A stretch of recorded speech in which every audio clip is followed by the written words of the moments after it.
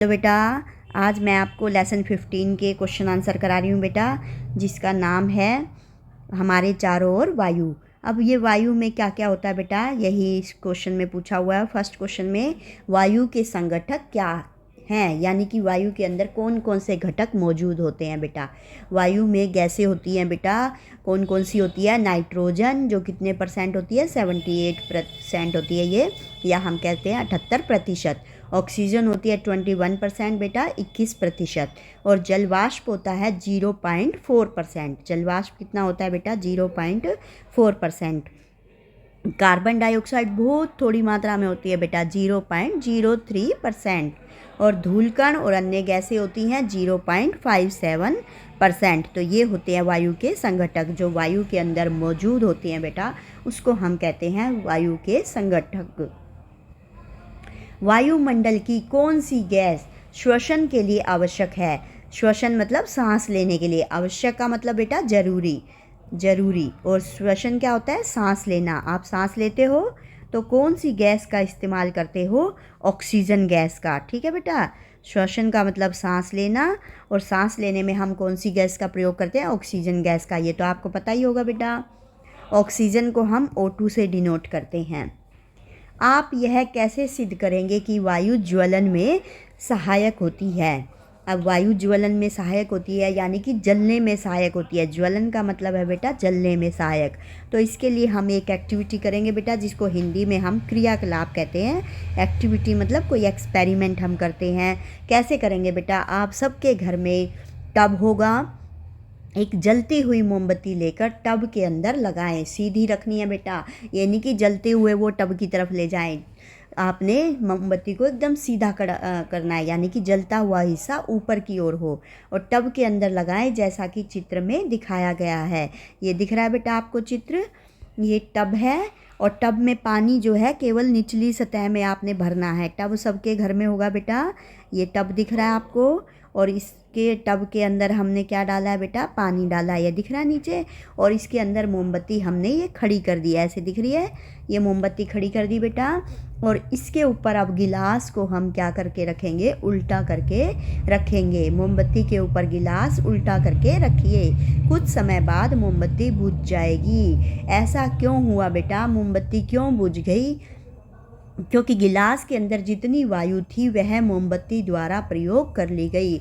जो भी हमारे पास बेटा सब चीज़ें होती है घर में, सबके अंदर वायु होती है, सबके अंदर ऑक्सीजन होती है। अब आपको पता है जलने के लिए कौन सी गैस आवश्यक होती है, ऑक्सीजन।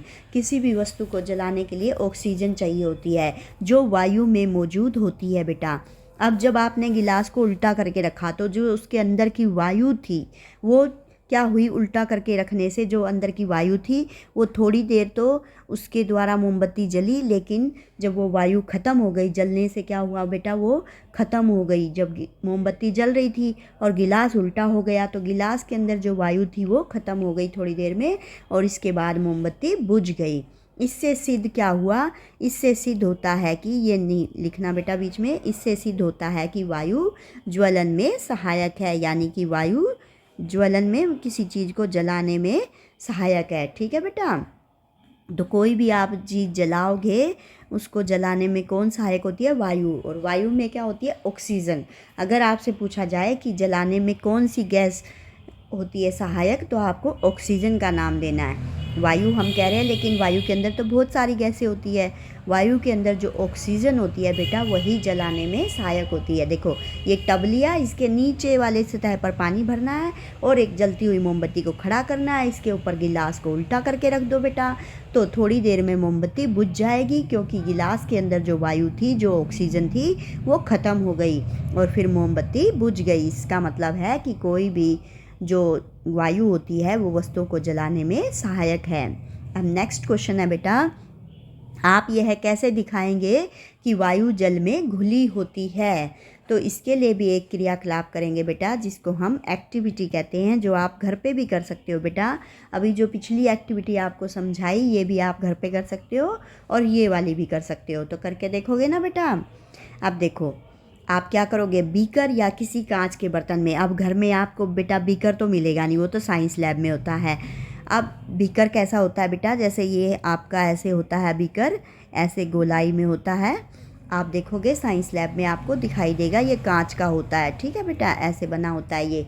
अब ये आप कांच का गिलास ले सकते हो क्योंकि ये सबके घर में मिलेगा। तो इस कांच के गिलास में बेटा आप क्या डालोगे, थोड़ा सा पानी डालोगे और इसको त्रिपाद स्टैंड पर खड़ा करोगे। त्रिपाद स्टैंड क्या होता है बेटा, ऐसे 3 पैरों का स्टैंड होता है, साइंस लैब में वो मिलेगा। और इस पर आप क्या करोगे, जाली लगा दोगे। जाली होती है एक हमारी साइंस लैब में, ऐसे जाली में ये क्या बने होते हैं बेटा, ऐसे देखो यहाँ करके दिखाती हूँ मैं आपको। त्रिपाद मतलब 3 पैरों वाला स्टैंड, और एक जाली लेते हैं हम, जाली होती है ऐसे लोहे की बनी हुई बेटा, ऐसे। और इसको हम इस पर रख देंगे और इसके ऊपर हम गिलास को रख देंगे। किस पर रख देंगे बेटा, त्रिपाद स्टैंड पर। इस पर हम गिलास को रखेंगे बेटा, और फिर क्या करेंगे, हम गिलास को रखेंगे और फिर इस जो नीचे से गरम करेंगे। क्या करेंगे बेटा, नीचे से गरम करेंगे। जब नीचे से गरम करेंगे तो आप देखोगे बेटा, जो गिलास के अंदर पानी था, ये पानी है गिलास के अंदर, तो इसमें क्या होगा, गरम जब बुलबुले उठेंगे, बुलबुले उठने से पहले यहाँ पर क्या हो जाएगा बेटा, आपको पानी की बूंदें दिखाई देंगी। क्या दिखाई देंगी बेटा आपको, पानी की बूंदें। देखो, इसको त्रिपाद स्टैंड के ऊपर रखकर धीरे धीरे गर्म करें। पानी के उबलने से पहले सावधानी पूर्वक पात्र के अंदर की सतह पर, ये पात्र मतलब गिलास है बेटा, गिलास को आप ऐसे भी बना सकते हो। ठीक है, ये गिलास बन गया आपका जैसा इसमें बना हुआ है। और फिर जो इसकी अंदर की सतह है, इस पर क्या दिखा देगा बेटा, आपको बुलबुले दिखाई देंगे, छोटे छोटे बुलबुले चिपके हुए दिखाई देंगे। ये बुलबुले पानी में घुली हुई वायु के कारण बनते हैं। जो पानी में वायु घुल जाती है बेटा, क्योंकि वायु तो आ रही है ऊपर से। पिछली एक्टिविटी में हमने गिलास को उल्टा किया था, यहाँ पर हम क्या करें, गिलास को सीधा कर रहे हैं। तो पानी के अंदर भी क्या होती है बेटा, वायु होती है। और जो ये बुलबुले बने हैं, ये घुली हुई वायु के कारण बनते हैं। जब आप पानी गर्म करते हैं तो घुली हुई वायु बुलबुलों के रूप में बाहर आती है।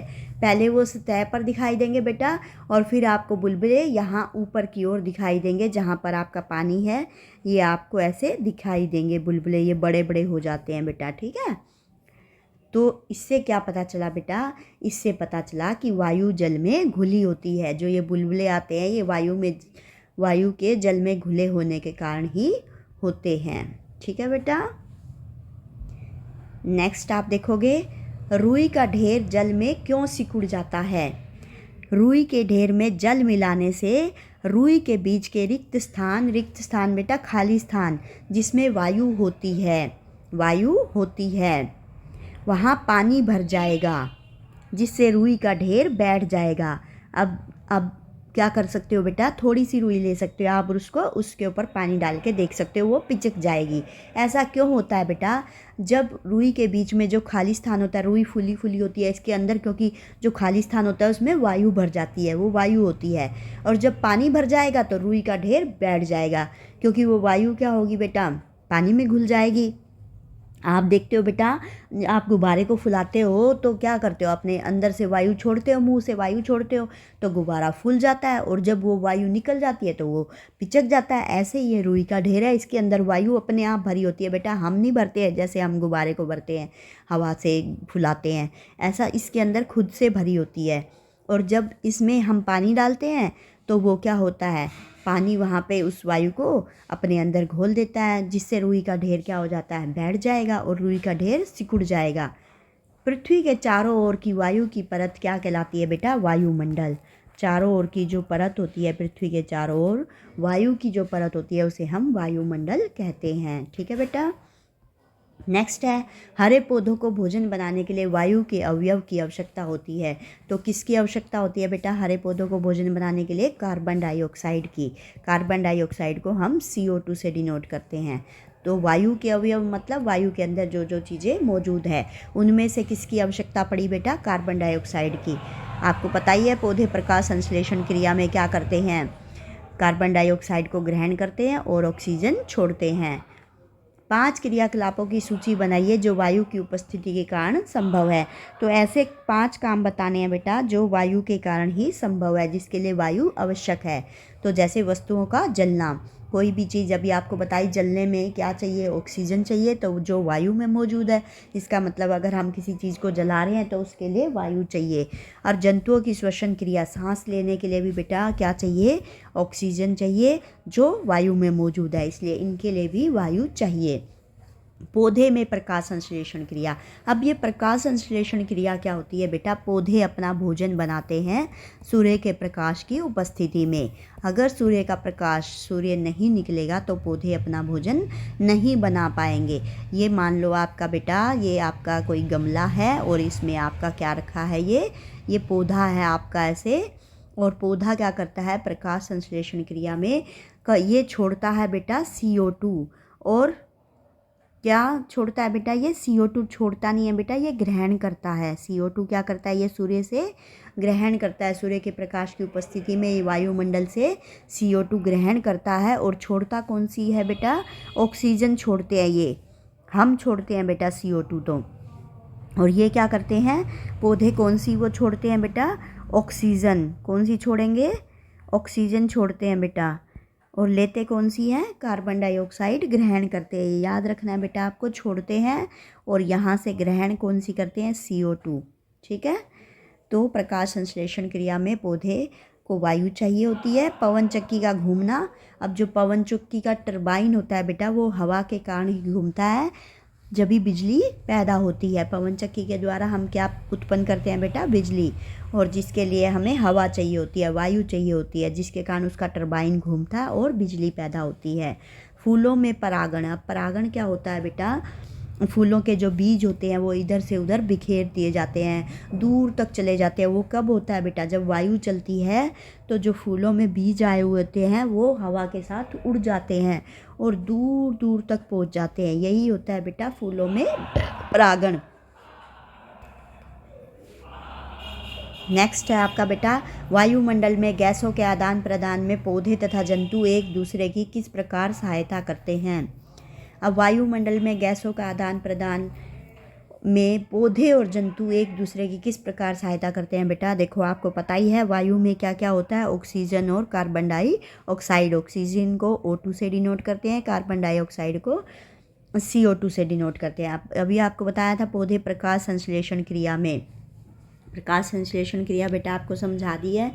प्रकाश संश्लेषण क्रिया में बेटा पौधे क्या करते हैं, वायु की कार्बन डाइऑक्साइड का उपयोग करते हैं और ऑक्सीजन छोड़ते हैं। जैसे हम ऑक्सीजन अंदर लेते हैं, ऐसे ही जंतु भी बेटा श्वसन क्रिया में ऑक्सीजन अंदर लेते हैं और कार्बन डाइऑक्साइड छोड़ते हैं।